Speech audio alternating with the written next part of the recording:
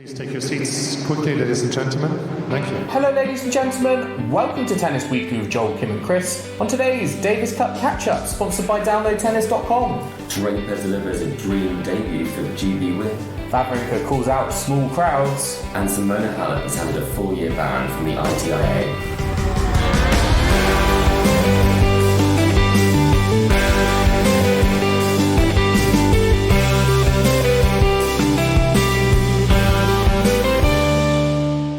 Chris, today is the 13th of September and we are here to catch up on the Davis Cup Finals group stage events in Manchester. Tennis Weekly HQ are here. We were at the AO Arena today for GB versus Australia, and it is non-stop at the moment. I mean, particularly for you. You were New York City, Copenhagen, and now Manchester. You were racking up the air miles. I mean, I may be racking up the air miles, but Joel, you had to get a train up here. I know, big, arduous task for me. I'm putting in all the commitment here. Yeah, exactly, and I think I even helped you book the train, so I think maybe there's a slight change of the commitment there. But we're here together. And we're in our apartment as well. We are, Joel. We always have to put this to you. How do you rate the Airbnb that Chris booked you? Do you know what? I love the fact you booked someone that's got a rooftop. A rooftop. I know, very exciting. The weather... A communal rooftop, yes, but a rooftop nonetheless. Exactly, it's not private, but we do have views across to where the BBC are in Salford. That's something that we can see, so it feels like we're very close to international broadcasting here. Exactly, and because, I'm such a southerner, I'd obviously pronounce it wrong and say Salford. That wasn't... And it's a bit awkward. Yeah. It's like, as soon as you say that, everyone here just looks at you and you're like, what are you doing? We're in Salford. Yeah, Kim would never get that wrong. We have to say that Kim was unable to join us, but Tennis Weekly HQ is here, and Kim, we hope that you enjoy all the podcasts that we do. We are keeping her up to date on all the action as we go in our little WhatsApp group. But yeah, it's firmly me and Chris here until Sunday. We're going to be taking in all the ties, but we're also going to be making sure that we have different talking points outside of the Davis Cup in each episode to make sure that we've got everything covered. And today, Chris, of course, we're going to be talking about GB versus Australia. We're also going to have some clips in there. We're going to be hearing from the likes of Jack Draper, Alex De Minaur, and Leighton Hewitt. I know. Today. That was great, wasn't it? It was fantastic. Yeah, it was crazy. I mean, he got the loudest cheer when all the Australian team were introduced at the beginning. But yeah, we're going to be hearing from them. But before we get into all of that, we're first of all going to talk about the big news this week. Simona Halep. Simona Halep has been handed a 4-year ban following breaches of the tennis anti-doping programme. We've seen her on social media a lot, stating her innocence. Arguably, maybe even too many statements on social media. But we finally got a decision this week, and it was not a good one for Simona Halep. A 4-year ban, and this has obviously set the tennis community into a frenzy. To me, it feels like the biggest doping situation with a player since probably Maria Sharapova. What was your instant reaction when the ban kind of got handed out, and the fact that we actually have an outcome to talk about? Because up till now, that really was the talk. The fact that we were just sort of waiting, things would keep getting delayed, but now we have a decision. Yeah, there were noises that something was going to be released. I think, irrespective of what you think about Simona Halep and what you think about the verdict, having a verdict, I think is something that can be celebrated. And the fact that finally there has been a verdict, because it did take a while. There have been some twists and turns. There was an additional allegation related to her biological passport that materialised a little bit later in the year, and obviously we weren't necessarily aware that this kind of the hearing happened earlier in the summer. We didn't know that happened and that there would be a verdict coming. So my initial reaction was that I was pleased that there would be progression on this case, because living in limbo cannot be fun for anybody. But having said that, am I surprised by what we're hearing? No, I think it's very unlikely, given how long this went on and the additional charge, that there wouldn't be a ban being handed out here. I think the thing that's in question is the 4 years as the maximum offence for a first offence when it comes to doping, which is very different in other sports. It does seem, and a lot of the tennis community are seeing this as quite harsh in terms of the fact that this is 4 years, and this will be, a big chunk of her career at the latter stages. She's 31 now. She'll next be eligible to play in October of 2026. Is it a career ender? Unless she is cleared in the Court of Arbitration for Sport, I do think it probably is. Obviously, Serena and Venus played well past that date, but it is a very different situation to be in, and given the nature of the sport and the game, it's a long time to be away. In terms of the verdict, I do think it's quite damning. It does say that they took what she said of the fact that it was a contamination, but the evidence shows that there was too much in her system for it to have happened accidentally. Exactly. So that is what's been said. So it is a damning indictment on her in this sense, and it's one that's really dividing the tennis community between people who want to see them play and people who really kind of think that this is a big betrayal. It is very, very polarizing, isn't it, in the tennis community, and we're seeing players and coaches come out on either side of the spectrum. Arguably the two most visible showings of acknowledgement of this verdict. Well, first of all, let's talk about Serena Williams. Yes. On the far left side. She tweeted cryptically, she tweeted 8. Wasn't exactly a cryptic. It wasn't. Was it? No, she was basically saying 4 years wasn't enough. I wanted to see 8 years. Oh, well, that's your interpretation. When it was 8 is a better number, I took that as meaning Serena has 7 Wimbledon titles, and that would have been an 8. Maybe there's a double meaning going on from the Simona Halep thing.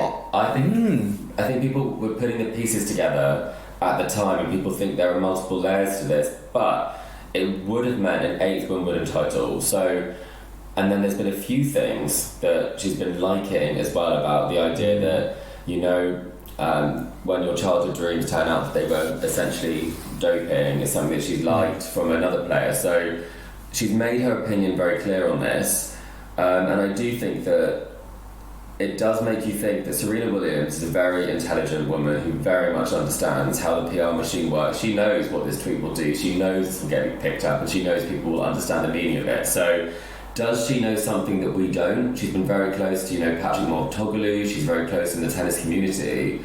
And you feel like this is something where she clearly believes that this ban should happen, and that it makes calls into question how clean athletes were at different times during the Grand Slam. During her Grand Slam finals that she's had. This to me was this was the Eugenie Bouchard to the Maria Sharapova moment. This was like the "she's a cheater" quote that Bouchard I feel like is famous for now in relation to Sharapova, and I think it's interesting to see that we've not really had that many players, I think, come out with a definitive opinion, and maybe because Serena Williams is no longer in, or she's still kind of evolving away from tennis. They've waited for the verdict, I think, in a big way. And I think now, in the same way we've had these conversations, it takes time to process, because I think a lot of people... Do you think Serena has in her mind that Wimbledon final? Because I've been seeing a lot of reports on social media around the fact that it was categorically true that that Simona Halep at that time was negative, and there was nothing performance enhancing in her body. But do you think in Serena Williams' mind she firmly has that in, given how close she got or has got to that Tap Margaret Court record? I think we would be naive to think that tennis is clean, and I think when it comes to this result, it makes you realise that even some of the athletes that you think have the highest integrity, or people have said have the highest integrity, the only thing that we can go on here is the evidence, and the evidence says that this was not a clean athlete at this time. And when it comes to historic testing, unless we are retesting samples for different things that didn't show up at the time, they are clean samples that were given. There were 16, I think, tests that were done in competition, 11 outside of competition in the year when she won Wimbledon, I believe. So they all did come back as negative of anything, but at the same time, it just throws that doubt now, doesn't it? Because it's so rare that we do see a high-profile player who is doping in tennis, and when you think about the people with the best results, that's probably the people who are performing the best. That's the point of doping. So I think it does call into question. But I mean, the big thing with this is a lot of people are defending someone ignoring the evidence, which I think they're going with emotional feeling and they're going with their heart, and perhaps probably the most obvious example of that is Patrick Muratoglu, who he is probably second to Simona Halep in terms of putting out statements supporting and almost denigrating the drugs panel, because he's so clear, he's so adamant that Simona Halep is innocent. I mean, I'll just read some excerpts from what he posted on social media. He posted a statement saying, "I cannot believe the decision that the ITIA has taken today in the case of Simona. I am extremely shocked, and I have been during the whole year by the methods and the behaviour of an organisation that is supposed to treat the players fairly and try to establish the truth." I mean, if Serena is over here, Muratoglu is way over on the other side of the room, and it's hard because Simona Halep was working with the Muratoglu team, and it's tricky because I feel like him and his name and his staff and all that sort of stuff, that's also going to be wrapped up in this decision as well. It's not just Simona Halep's career on the line. There are, as you said, there are other things at stake as well. Absolutely, and I think that's something that can't be ignored when someone puts out a statement like this, that he has a vested interest in the result. I think someone like Darren Cahill, I think he's been putting out similar, I guess, not necessarily similar in the statement, but similar in terms of the intention of the statement of standing by Simona. And I think obviously Patrick Muratoglu is someone who really is only giving one side of something and looking for the truth, which I think is something that's a bit different from establishing what is there in the evidence. And when it comes down to what he does say, I think the 4 points he wants to say about the integrity, we've seen in so many different cases for all different things that people can be blindsided by something, and someone can be a certain way from your experience, but there may be things that go on behind the scenes you don't know. I always said this on the podcast: you cannot know what someone has put in their body or what someone has taken, because you are not there. You do not know. And the same way Sharapova didn't even know. She said at the time that was a banned substance on the list. She didn't know what she was taking. So I think that the thing that I would say when it comes to historic results, and why I think this Patrick Muratoglu situation is so explosive, is that when she changed her coaching situation, she actually did sever the ties with the Romanian anti-doping authority.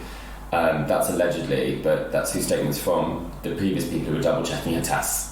So that does coincide with her joining with Patrick Muratoglu. So that's why I don't necessarily doubt things from previously, because she was getting things double-tested. So I think it's all very messy when it comes to evidence, when it comes to feelings and what we want to believe. Do we want to believe that tennis is clean, and do we want to believe that Simona Halep is a drugs cheat? Well, I mean, she's going to be taking this to the court of arbitration to appeal. Where do you think ultimately this will end up? I mean, I feel like we're in the next stage of getting to an absolute final result. And I think, for me, I think Simona Halep, she's still hoping to get back to talk. I feel like we see her in the gym. She's like staying in peak physical condition. I almost don't know whether that's like a coping type mechanism, and they're almost in denial about it. And she's like, this whole thing will blow over. I'm going to be back on the tour in a jiffy. But where do you see this ending up? Do you think we will see Simona Halep back on the WTA tour? I think it's a very different situation to Sharapova's, in the sense that Sharapova broke the news herself. It was a 2-year sentence. I think the nature of how Sharapova worked with the authorities on that probably did help that in some way. Normally, these rulings do go down in terms of the ban. They don't normally set the full term. But in terms of the Halep situation, I think even if intention's taken out of it, it would still be a 2-year ban. Yeah. And this ruled that there was intention there, which makes it 4. So it was either going to be fully only for her to get back on the tour immediately and be at peak performance and be training now, it would have to be thrown out, which is very unlikely at this point given the continuing and mounting evidence in this case. So will we see her on the tennis court again? If she really wants to prove her point, maybe. Yeah. I mean, we do see players at that age on the tour, but it's... Well, Hingis tested positive for cocaine and she came back after that and said that was going to retire because she didn't want to go through the process of defending herself. So it doesn't get easy, and she didn't choose to defend herself in that, and it doesn't necessarily completely ruin your legacy depending on how things are handled. So we will update you as there is more information, but... it has dominated the conversation. It's certainly blotted rooms, and it's certainly blotted her regardless of what happens from now. I mean, you just very quickly touched on her legacy. This surely is gonna blot the copybook, is it not? Completely, I think. But in terms of how things stand over time, I don't think it will mean that her achievements will be completely forgotten on the tennis court. But I do think that the way that she's handled the whole situation of misleading people throughout the entire time with the interviews and trying to control the narrative in a slightly peculiar way, I think doesn't lend itself to someone who is being completely honest with what they're saying.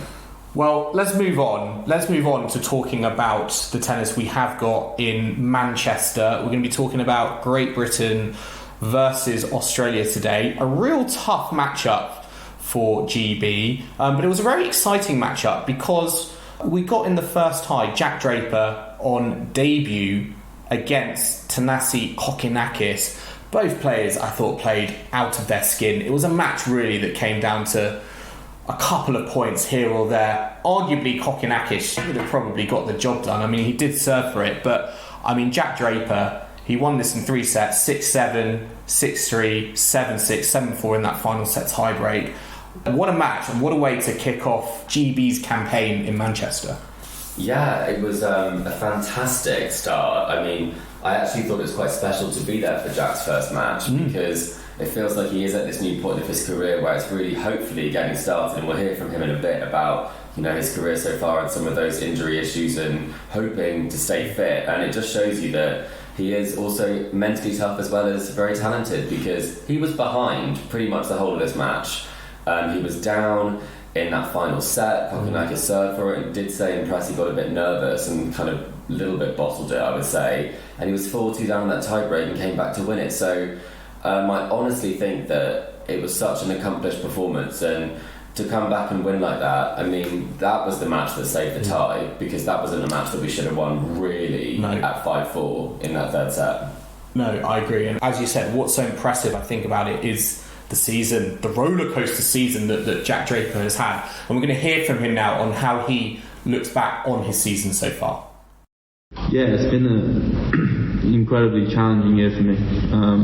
I started the year at 38 in the world, everything was going great, and then just got hit by a load of injuries, really.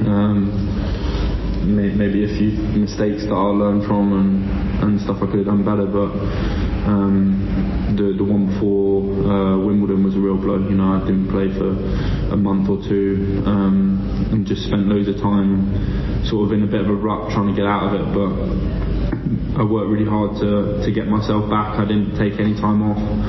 I knew that my sort of time would come again, because my tennis has always been there, it's just been my fitness. So I've tried to sort of work that out with my team and really get back to basics, and know that I have to put in a lot of work to get it right. And yeah, New York was a massive boost for me, I needed it. And then obviously coming here, I've been really confident again. I've just been able to stay injury free. That's the kind of secret, there's no big thing. It's just more time on court, more competing, more lessons learned from matches I've either won or lost. And it's all coming together and helping me a lot. So hopefully I can just keep on going to the end of the season and finish really strong. It sounds like there's no lack of belief there. He knows he has the game, and that was something that does come up, that as soon as he's back on the tennis court, he picks up from where he left off and the results he had previously, and in the US Open he went one better. So I think it was really, really impressive, and I also think it was a great decision from captain Leon Smith, because I know that you knew that I was going to bring this one up, Joel, but I can't believe it's actually taken this long. I didn't have a chance. I was being serious for the first part of the podcast, but I'm still being serious now because you did call it, didn't you? I'm a Davis Cup strategist. Joel, you've watched so many of these three. I just go by the rankings. I don't think about it too much, but you go into the trenches. You're thinking about the matchups and the Jack Draper lefty. The lefty serve. Yeah, it's a big thing. So I was thinking about... Particularly against Kokkinakis. I was thinking about it because they wouldn't have known that Kokkinakis would have been picked necessarily, but having a lefty is an advantage. And we looked at Kokkinakis' stats. He's won 18% of matches against lefties, but 46%, I think 46% of matches against right-handers. So it's not a great matchup for him. And it does kind of add another sort of string to your bow when it comes to the Davis Cup team. And in terms of selection, I believe that not enough captains go high risk, high reward, because if you don't try and put out the team that you think can win 3, you can end up in a situation where you can lose 3 or you can just get pipped to the post, because playing by the rankings doesn't necessarily get you the win that you need. And for me, this was the perfect way to play. And I think you can't really swap in a Murray, in the doubles, because you need to win 3. This is the big match, and it's such a tough group. I mean, for those who aren't aware, it's Britain, Australia, France and Switzerland. So this is the toughest, I would say, of the 4 destinations for the finals at this point. And in terms of what was selected, I think it did make perfect sense. And I think we will see Norrie this week, maybe a little bit later in the week, but you've got to get off to a good start in this competition to have a chance. Yeah, and Jack Draper absolutely did that. Although it was interesting because I feel like expectedly there were nerves at the beginning, because Kokkinakis was holding, I would say, quite comfortably in those early stages, and Draper was having a lot tougher time holding. But I think that just shows actually how much he cares about this. And it was interesting, I think, to hear particularly about the team tennis environment, and how he candidly said in press conference how at the US Open he had a great run, but he didn't really talk to anyone else. So he really liked, didn't he, the environment of team tennis and how that brings everyone together. The 9,000 strong crowd there as well cheering him on. He really got engaged with that at certain moments, feeding off that energy. And I mean, ultimately it paid dividends in the end, and arguably it's probably one of the reasons he was able to pull through. Yeah, I think there was the pressure to lift your game. I think also, playing away in the US, it can also give you an advantage that there is a little bit less focus there. It does give you that sort of freedom to swing. But for me, I think I was so clear that he was going to fight for every point. He was down break points in his first 2 service games. He clawed them back. His wingspan is he moves so quickly as well, and he can really run. He's like Stretch Armstrong, I swear. When he's like running when he's on the run going wide. Some of the gets he made was very impressive. He moves really well for a tool like that. There was a great passing shot that he made at a really important point at 5-all in the third, and he never gave up. And I don't think we've seen Jack have to sort of hustle like that, in this sort of way. I think normally it's the front foot sort of tennis, but he was doing both, and what a way to finish it with that winner down the line. But a bit strange, is he blanking Andy Murray in the US Open when he bumps into him? Surely not. He's just so in the zone. He's so in the zone. But I thought it was quite interesting. I don't know if you spotted at the end he did a little darts celebration, and we were looking at each other and like, what was that about? So we did ask that in press, and they were talking about, I say, the team environment. They love playing darts together, and he was asked, who's the best darts player? Is it Jack Draper? No, it's not. It's he says he goes long every time Jack did. And I'm like, maybe that's not the best celebration, Jack, in terms of if you're not great at it, but it's so hard to keep up with the young guns and their celebrating. The telephones, we're hanging up the phone, is someone catching the dart? And Leon was catching it. So I think it's a bit of fun seeing him have fun on the court as well, and I think it does sound like, on the dart side of things, that Andy Murray's competitive maybe stick to the tennis. Well, Draper needs to stick to tennis. Forget the darts. Just be good at one thing. And just a quick word on Kokkinakis, because again, he was very candid in afterwards and said, in relation to his season so far, he feels like he's been in very good winning positions and not capitalised on them, and this is another one of those situations. And what do you make of that? Because I feel like, I'd say, he's not the greatest front runner, is he? I always think that, particularly with that Andy Murray match he had at the Australian Open, what is it? Is it just nerves? Is it, or is there anything else going on there, do you think?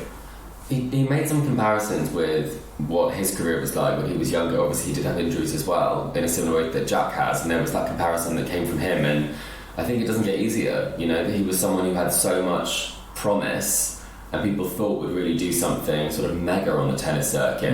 And he obviously hasn't been able to quite do that. I mean, his career high ranking is nowhere near where it should be given his talent level. Yeah, great. It's like 67 or something in the world, and I mean, he plays tennis comfortably top 50. Yeah, easily, and I think that must be really frustrating. And if you look at someone who has that game who doesn't get there, well, it's going to be between years. And the fact that in press we didn't, and let's say I'm talking about press in general, nobody actually mentioned kind of the fact that he had been in that situation a lot. He obviously was thinking about it, and he thought about it at that moment that he's not a closer. And I think that must get tough, because as you get a bit further in your career, you do think that those opportunities might not come around as much, and it becomes more intense. So he seemed like an absolutely lovely chap, and he was so open about it, but you do have to think that you need to know in those moments that you back yourself, and I'm not sure he thought he was going to serve that one out.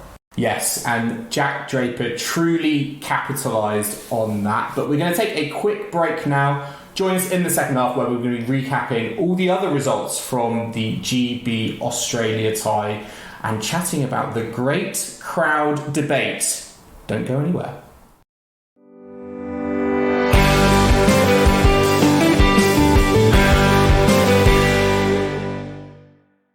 Welcome back to the Tennis Weekly podcast, sponsored by DownloadTennis.com. And now we're going to move on to match 2 from GB versus Australia. Dan Evans versus Alex De Minaur. And Chris, this was topsy-turvy, to say the least. Yeah, it definitely was.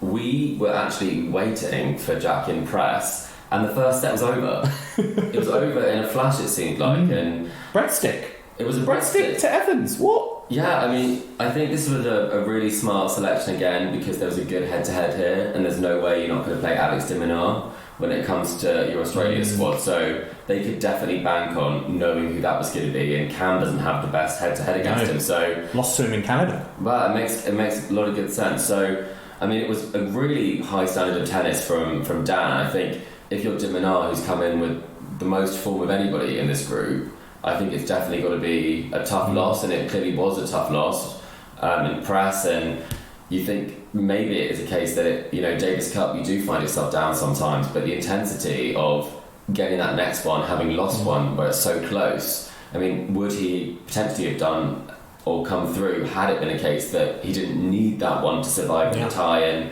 you feel like there was a lot of pressure on that one, and for Dan it was more of a free swing than it was anything else. What impressed you most about Dan Evans' performance in that 3-set victory?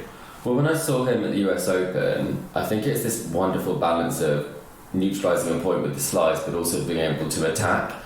And the thing that I particularly like about the way that he plays, against De Minaur, someone who runs every ball down, it's very hard to know which way he's going to hit the ball. Yeah. He really does wait patiently before he hits, but he also disguises it so beautifully on that forehand. So he's a very tricky customer. If his game is on song, and he doesn't always have the biggest margins, but when it's on song, he was able to hit through Alex De Minaur in a court that was described as dead by Kokonakis. Well, I think that played into Evans' hand, particularly on that slice backhand, which has, I think, become a real nuisance, hasn't it? Particularly this season, we saw Bring back the slice. We saw it in its glory on his route to Washington. Was sliced out of the competition by Grigor Dimitrov. Yeah, exactly. But we saw Evans use this ploy a lot, on his title run in Washington DC, several weeks ago, and again he deployed it a lot against De Minaur, and it was interesting hearing about the court, because, as you said, Kokonakis described it to us as dead. It looks like a very slow court, topspin just basically being neutralised by the court itself. And I felt like Dan Evans took real advantage of that in the match against De Minaur. Yeah, I think he played a very tactically strong match. That third set genuinely was very tight. There were moments where a couple of points at 30-all could have gone either way, and so I think he did well to escape some of them, but kept a really level head. And again, we're seeing a Dan Evans who really could do some damage on the tour. You know, he's had a career high ranking after the Washington He's win. enjoying his tennis at the moment, I think. I think he really backs himself. I think he's really dialed in, and that's kind of what Leon said afterwards. Impressed that it's some of the best practicing, some of the best hitting he's seen from Dan, one of the best performances. I think if you put him in front of a crowd, there's something there that elevates his game, because I believe this was his biggest victory by number of ranking spots in singles in Davis Cup. Against Alex De Minaur, who was above Number him. 12, Number yes. 12, exactly. Who took set off Daniel Medvedev at the US Open. Reached the final in Canada. Yeah. He's and Los Cabos. Yeah, and I think he's also beaten. Yeah, exactly. He's also beaten Medvedev this year as well. So a very impressive result. And if you're De Minaur, I think he was a bit disappointed with this because he wants to be able to produce heroics. Maybe a bit too many miles in the legs from all the tennis he's played There recently. are some questions about that, but I honestly don't think that would be the case. There's been enough of a break since the US Open, and he's fit and he's young and he moves better than anybody else. Yeah. So I don't think it's that. I think tension does a lot of things to the body. But he was a bit dejected in that. I think, it's a tough gig, coming out here. There won't always be the crowd on your side, which can be a bit tricky and can add to the pressure. Well, there might not be any crowd whatsoever, because that was one of the things that Alex De Minaur was disappointed about in press. It was a question I asked him, particularly about the fact that today he's playing in front of 9,000 fans, and then tomorrow, we're going to get on the scheduling with Lake Hewitt in a bit, but tomorrow he's probably going to be playing in front of a crowd of about 50 odd people. We're going to count everyone, and we'll speak to all of you. Exactly. But this is what he had to say about it. Well, it is a bit disappointing, obviously. Ultimately, every single tournament we play around the world, we're playing in front of it's a pretty packed crowd, and just to be playing a tournament as big as this one, and to be playing with quite an empty crowd, it is a bit disappointing. It was great to play today in front of a massive crowd, even if it was in hostile territory, but it is great. It creates a great atmosphere, and that's what Davis Cup is about. But the problem is, come tomorrow, there's going to be a pretty good chance that we'll play in front of 100 to 100 people, and to see a stadium that big, that empty, it's not ideal. I feel like he's not the only one with those sentiments, is he? Because Stan Wawrinka yesterday said very similar things, didn't he, on social media that caught the attention of a certain Mr. Piquet. Yeah, Stan did actually tweet him directly. Wow. As well as the ITF. Fire. And the Davis Cup, where he did a video where he went around the arena, which had a handful Was he of fans. Was he counting how many fans were in the stadium? I did feel a little bit bad for the Swiss fans that were there, because they didn't know what this tweet was going to be, the video was going to be used for at the time. So they were waving at the video very happily, but obviously it's now gone sort of viral because of some of the exchanges that have happened where Jared Piquet has kind of got involved, because it was a very sarcastic thank you in terms of where Davis Cup is now. And that's not just necessarily about the situation here, but it's about the format change that's happened. And that's the bigger picture here, where the qualifiers are played home and away. They still have the same Davis Cup feel, but when you get to the matches here, The group stages to qualify for the finals, they are all played on the same court, and they are played in the home destination of one of the four teams. So therefore you do get these matches where in Manchester, France versus Switzerland on a Tuesday is probably not going to be that well attended. And even, on the Wednesday today, it wasn't sold out for GB, but there were. I still was impressed though. I mean, 9,000 on a Wednesday exactly. afternoon. Well, there's 13,000 coming on Sunday for the France match, which is great. But I'm just saying that this isn't necessarily... It's the extremes that I think exist from one day to the next, which I think is the most disappointing thing. Exactly. I think what's so frustrating is that it just feels like it's inescapable with the format that we have. Yeah, I mean, we know it better than most. We've been to the Czech Republic watching... doubles till past midnight. Yeah. And we genuinely are like part of 5 people. We love it. We'll make a noise for anybody at that point. But I do think that, then only one representative comes over maybe from Australia, or one person comes over, and it doesn't necessarily have that same... We're all going to go over. It's going to be us here for the home tie, us at the away tie. So... I do think, though, Gerard Piqué's obviously not everyone's favourite person because of a certain popular singer and some of his behaviour off court. A lot of his behaviour when it comes to Davis Cup is also not exemplary. Obviously, bowing out from that deal as well as part of the business side of things. It's like used and abused the Davis Cup, essentially. He's come in, they've done some things, and then they left early. Yeah, and they kind of left as something where you can't avoid these dead atmosphere matches that happen, which takes out the spirit of the sport. But he did do a tweet to try and defend this by linking to the fact that at the group stage last year there were 113,268 fans that were there.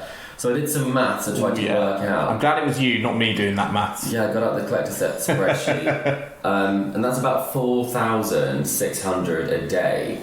When if you look at it and the numbers from here, it's about 10,000 every other day, which is when the home nation is playing, and then on the other days there's a handful of fans. So really those numbers, they do not tell the story of very popular matches, not many matches. But in terms of how Manchester's performing, I think there's about 40,000 tickets that have been sold-ish is what they're expecting. So that is pretty substantial when there were 113,000 total across all 4 cities. So it is a very unfortunate situation. It is unavoidable, I would say, Joel. Is there a solution? Oh, well, you beat me to it. I wanted to ask you that question, but yeah, I do think it's fly-in fans. I don't know. It's put them on a jet. I think the format, in order to change that, you have to change, quite simply, you have to change the format. And I don't know if they're going to do that next year. They're not going to just revert to what it was and just have like a home and away tie situation. You could emulate Billie Jean King Cup, where you have the qualifiers and then it's one finals. So you don't have this situation where you have the group stages in a similar sort of format to the finals, but then the finals, obviously, that is another sort of kettle of fish when it comes down to where they're played as well. It does all get very complicated, but in terms of if you are keeping this format, everyone has said it's unavoidable. Yeah. It's a necessary evil, isn't it? In a way. Is it necessary? It's unavoidable. It's a format issue, right? It's a shame because I think that's what is so frustrating to the players. I think they like to play, of course, in front of fans. This is their trade. They're the best in the world, and the fact is they want to play in front of crowds to. That's where they get the best engagement. Yeah, and that's why you play Davis Cup, and it does also lead to, and we've seen this so many times with the Billie Jean King Cup, where scheduling can play a really big role in it, in terms of if you are in the night session or playing later in the day, and then you might have to come back the next morning, and you can always be scheduled out of a tournament because of the impact that would have on your body. And that's something that we also were very aware of, and a certain Davis Cup captain Leighton Hewitt was also very aware of, that although Great Britain are playing every other day, that's not the case today for Australia. So here's what you had to say. You just said that you had been a really long day of tennis today, playing again tomorrow. Yeah, who did the draw? Very quick turnaround. Interesting one, isn't it? Yeah. How do you prepare your team with such a short turnaround between 4 matches together? Not sure. We'll just have to wait and see. Yeah, I don't think Great Britain have to do it, so I'll have to work out something for tomorrow.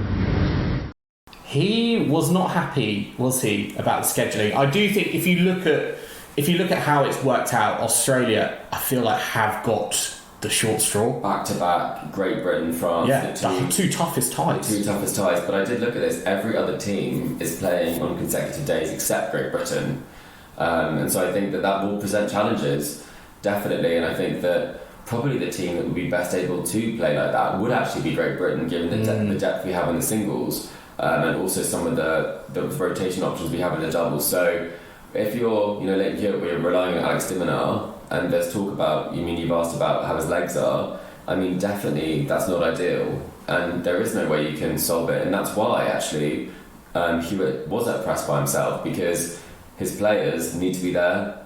One PM tomorrow. First on tomorrow. So not doing press was the option they chose to take, and that was the point they wanted to make. And you do get into this situation when you do have these round robin formats that it is luck of the draw, but it is also very much home advantage.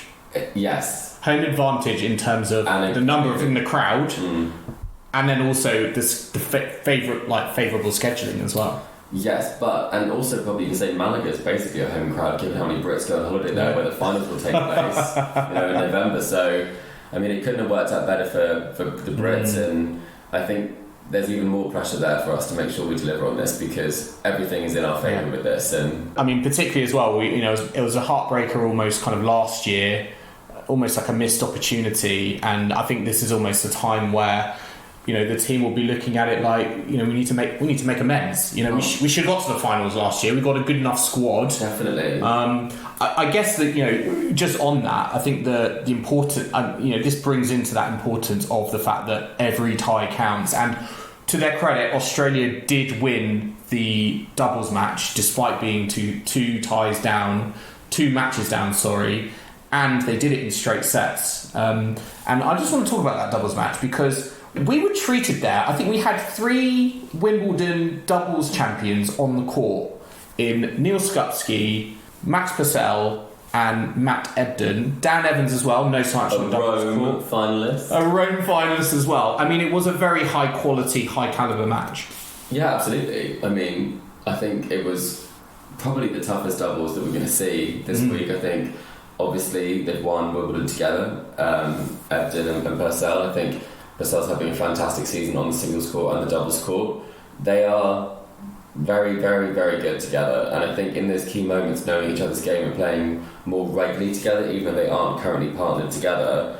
Ebden's having a great season with Bopana, but actually just made fresh from the US Open final. I think it does really show that it's not over until it's over, and we saw that for the GB girls, that you can lose the first 2, you can have lost the first 2, they've lost the match before you've even got onto court, but winning the doubles in straight sets matters, because when it comes down to the number of ends that you won in each one, as well as the number of games, it was actually level on the number of games won today, because 2 straight sets win and 1 straight sets loss, that actually works out even. So there is still hope, this still can get messy. Oh, absolutely. And there are, just looking at the other group stages before we finish, there are some other heavyweights that are in worse positions, and Spain are hosting the finals in Malaga. No Carlos Alcaraz dropped out.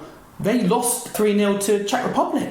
It's not looking good, I would say there, and I'm not sure that will set up the best week, for the Spanish fans there, and maybe the Brits will have to up the attendance, because Spain, there might be a slight loss of interest there. So I think, and again, the thing that I would say is that, it can spring an upset, anything can happen, but at the same time, it's very hard to know who you should play in your team and how you should work. And I mean, if you look at the Italians, they did lose. I was going to say, anything can happen, and arguably, we'll end on this, that is up there probably as one of the biggest Davis Cup upsets in history. The fact that Canada defeated Italy without Felix Auger-Aliassime, Milos Raonic, Denis Shapovalov was on the bench, and they still pull out a victory over Italy, who had a much better looking team on paper. Yeah, I mean, they weren't at full strength, but you think that Sonego and Musetti would be able to get it done, and they didn't even win a set in the singles. So maybe having your back up against the wall like that really was something that motivated them. Yeah. I mean, it really must have, because you would think, why are you not playing Shapovalov in that? Even if he isn't fit, the rest of his team really don't have experience at that level. But clearly the captain knew something that we didn't, because for some of these players who I honestly have not necessarily said that I was particularly familiar with. World number 200, Galano, who plays college tennis at North Carolina State University, defeated Lorenzo Sonego, number 38, in straight sets. And then we had impressive Diallo, singles ranking 158, taking out Massetti in straight sets. Not even a tiebreak in that one. So I mean, this is it. This is why we love Davis Cup, because it does bring a different atmosphere. It's the Wild West of tennis. Yeah, it's a different atmosphere to the tour, and it does throw up results that you just would not expect. And that's what we're here, man. That's what we're here for. That's what we're here for. But I'm hoping, GB can we can continue on from a win with Australia. I mean, we've still got a couple of tricky ties to come against France and Switzerland. Tennis Weekly, of course, will be releasing episodes to cover all the action as we go in Manchester. But we're going to leave it there, though, listeners. I hope you've enjoyed our Davis Cup catch-up from Manchester. We're going to be, of course, covering all the action as we go, as well as having some other talking points from outside the competition. So it's not going to be just Davis Cup. Chris has been thinking about those talking points across the day. Can you give them a little sneak peek, Chris? Let's just say Mexico features very heavily. Oh, okay. Guadalajara, Cancun. Okay. Oh, I'm excited. And I'm not talking your TUI holiday. Well, you're not, but maybe I am. No, it's going to be very, very exciting. But for now, remember to subscribe to us to stay up to date on all the action to come from the ATP and WTA tours. We're on Apple Podcasts, Spotify, and all major podcasting platforms out there. And if you like what you're hearing, then make sure to leave us a rating and review on Apple Podcasts or Spotify. And you can also follow us on social media for all of our updates from Manchester, or email the show. We're on Facebook, Instagram, TikTok, YouTube, X, formerly known as Twitter, and all of those are the handle Tennis Weekly Pod. You can always purchase Tennis Weekly merchandise exclusively at Etsy. It's etsy.com/shop/Tennis Weekly Podcast. You can also email us on tennisweeklypod@gmail.com, or check out our website tennisweekly.co.uk. And we will be back on Friday at Tennis Weekly HQ for our next Davis Cup catch-up. So I hope you can join us for that. But in the meantime, it's goodbye from Chris. Goodbye. And it's goodbye from me. We'll see you again soon.